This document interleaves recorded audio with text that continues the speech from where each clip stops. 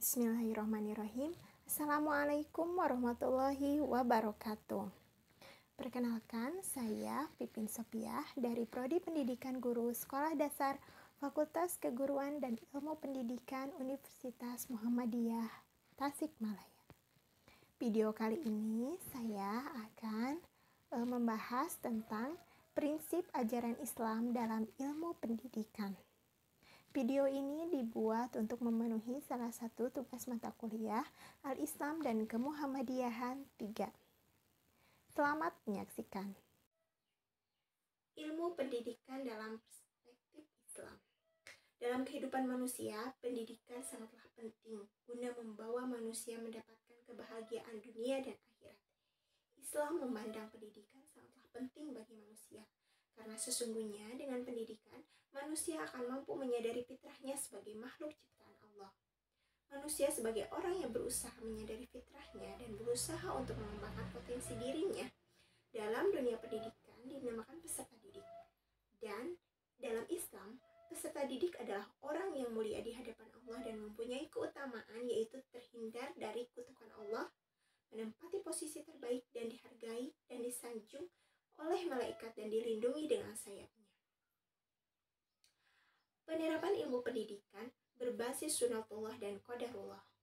Sunatullah adalah bagian yang bersifat dinamis dari ilmu pengetahuannya di alam semesta ini. Karena sunatullah memang hanya semata terkait dengan segala proses penciptaan dan segala proses kejadian lainnya. Sunatullah itu sendiri tidak berubah-ubah, namun masukan dan keluaran prosesnya yang bisa selalu berubah-ubah secara dinamis. Dan tentunya sunatullah juga berjalan dan berlaku tiap saatnya. Sunatullah berupa tak terhitung jumlahnya aturan atau rumus proses kejadian yang bersifat mutlak dan kekal, yang setiap saatnya pasti selalu mengatur segala zat ciptaan di alam semesta ini.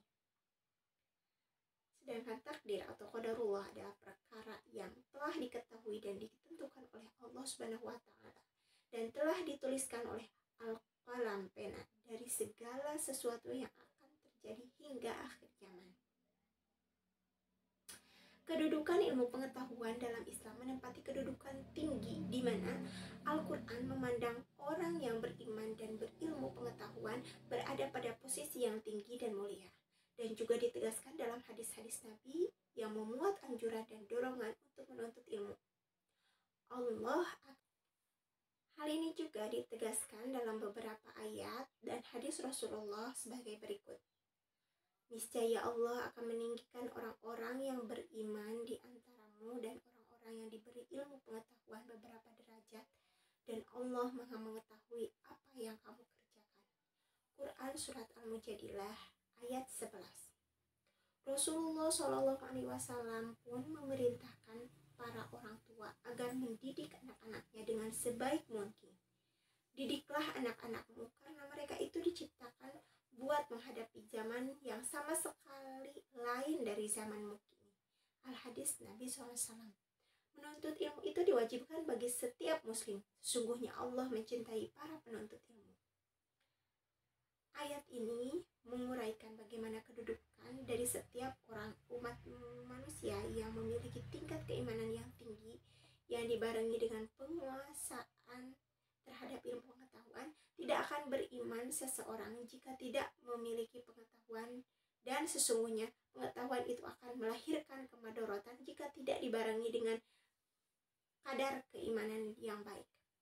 Hal ini memberikan indikasi bahwa sesungguhnya antara Islam dan ilmu pengetahuan adalah merupakan dua sisi mata uang yang tidak bisa dipisahkan satu sama lain. Allah telah menentukan segala perkara untuk makhluknya sesuai dengan ilmunya yang terdahulu azali dan ditentukan oleh hikmahnya. Tidak ada sesuatu pun yang terjadi melainkan atas kehendaknya, dan tidak ada sesuatu pun yang keluar dari kehendaknya. Maka semua yang terjadi dalam kehidupan seorang hamba adalah berasal dari ilmu, kekuasaan, dan kehendak Allah, namun tidak terlepas dari kehendak dan usaha hambanya. Allah Ta'ala berfirman dalam surat Al-Qamar ayat 49, sesungguhnya kami menciptakan segala sesuatu menurut ukuran. Dan dalam surat Al-Furqan ayat 2, Dan Dia telah menciptakan segala sesuatu, dan Dia menetapkan ukuran-ukurannya dengan serapi-rapinya. Dan pada Quran surat Al-Hijr ayat 21, dan tidak ada sesuatu pun melainkan pada sisi kamilah hazanahnya, dan kami tidak menurunkannya melainkan dengan ukuran tertentu. Demikian yang dapat saya sampaikan. Semoga bermanfaat. Mohon maaf apabila terdapat banyak kesalahan. Nasrum minallah wa fathun qarib wa basyiril mu'minin. Wassalamualaikum warahmatullahi wabarakatuh.